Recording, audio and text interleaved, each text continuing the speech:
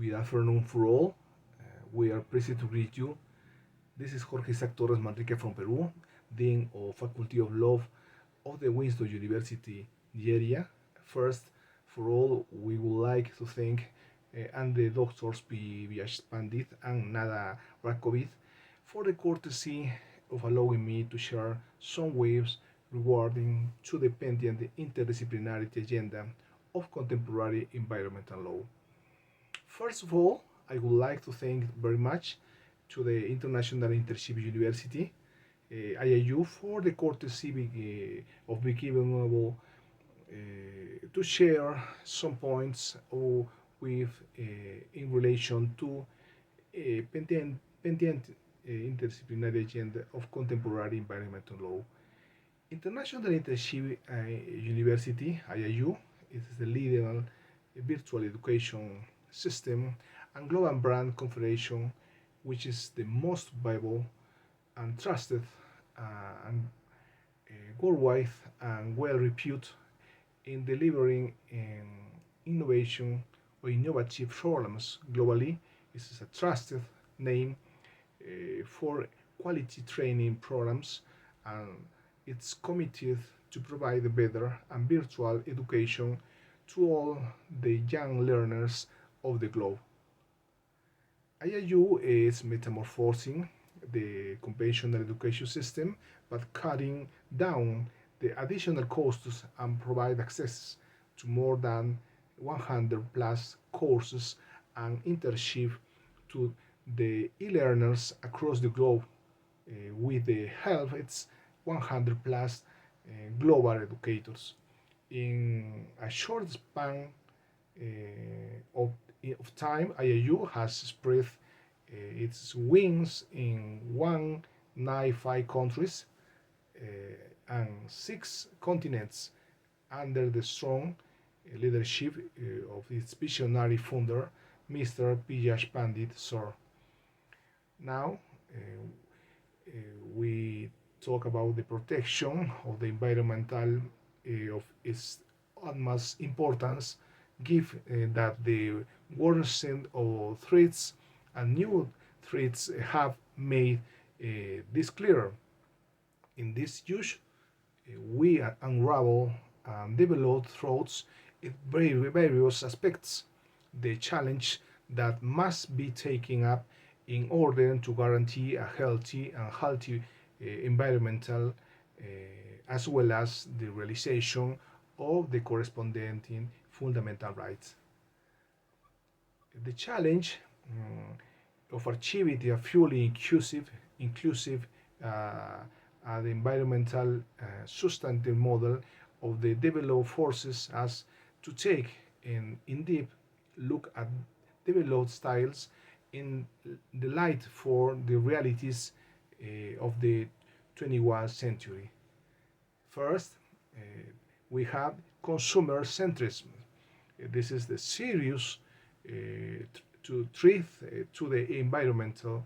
It is impose the form of behavior aimed at consuming products that are harmful to the environmental. However, it's also detrimental to the economic of consumers since it's also basically a matter of systematic, uncontrollable, and unnecessary purchase. Then we have the protections of new subjects of law. This is in understanding the legal and mainly constitutional recognition of new subjects of law is not sufficient than Mother Earth, nature, among others. Therefore, we aim at the materialization of effective protection and safeguarding. Then we have the transfer of environmental matters to the courts. We cannot lose sight of the fact that not infrequently administrative environmental intervention, either through privation or sanction, it's not enough to achieve the forces fullness, efficient, and effectiveness that environmental care requires. In this sense, it's urgent that the respective cases be brought the attention of the judiciary. Then we have the principle of great speed. However, the observance of a correct environmental protection police uh, also involves considering the principle of celerity as care, since it's a question of taking much more than speedy action due to the very important need that this entails. The principle of graded celerity must be recognized in administrative and judicial courts. Then we have new environmental principles. The contemporary milestone, typical of the vicissitudes and new technologies and scientific and technology developed, also brings the corresponding adjournments in the different disciplines and science of human knowledge. The fact is that in contemporary environmental law it's not sufficient or sufficient to meet the new demands of the current situation. For this reason, we propose the new principles. For example, the environmental, as I higher propose, the prevent or preventive principle, precaution, precautionary principle, the principle sustain development, the principle intergenerational equality, the principle environmental justice, and finally the principle of progressivity. Uh, then we have the inclusion of additional rights, for example, the rights of access to information, participation, and justice and environmental matters. And third, uh, we have the essential interdisciplinary scenario. In this sense, uh, we talk about the artificial intelligence, for example, data science, uh, as it does not accumulate a large amount of data for analysis. But with little data, it's possible to make predictions and solutions substantially troubles. Then we have the codifications. The codification it's also essential to consider the adoption of an internationality environment code. Then we have the governance. This point becomes a first order budget, because in order to have first-hand knowledge of the education, it's necessary to consult with the people living in the affected area of the area to be affected.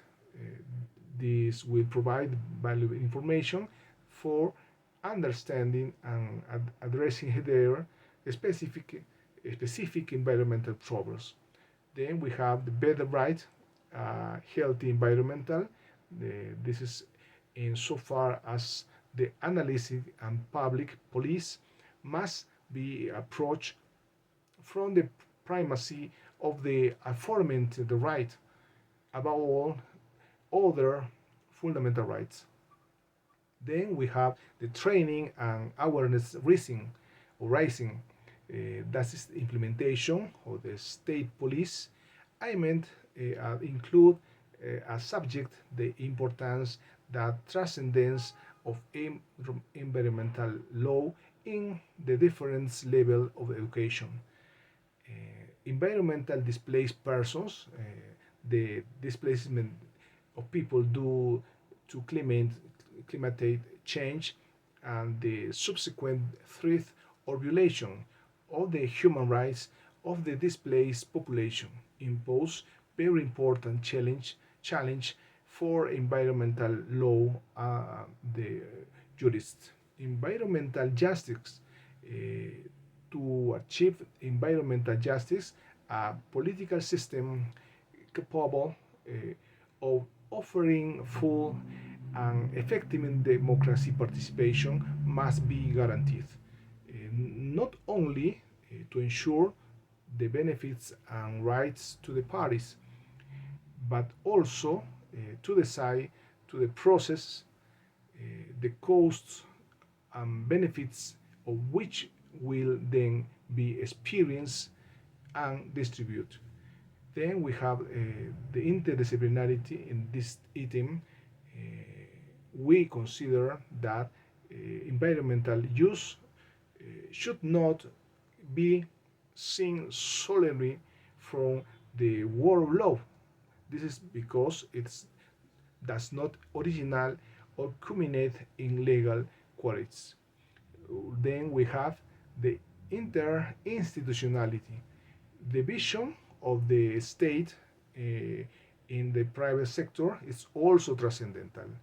However, it's most assumed as the dialogue cooperate between them. This is will have a major impact on the expected effectiveness effects. Then we have the reversing climatic change. It's necessary to establish first an international court with jurisdiction also over climate change. Then, second, the conversion the public international law into international environmental law.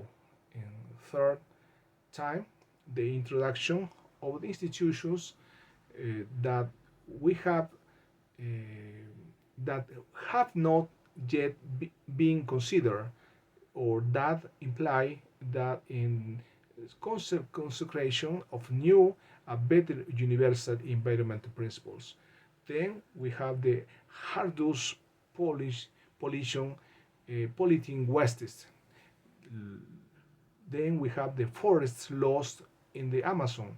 It is important that the state maintenance or the strategic of ensuring the protection of large areas of forest mainly is in indigenous territories under the mechanism of the conditional direct transfers, a system of payment to the indigenous people for their committed of the conservation of their forest.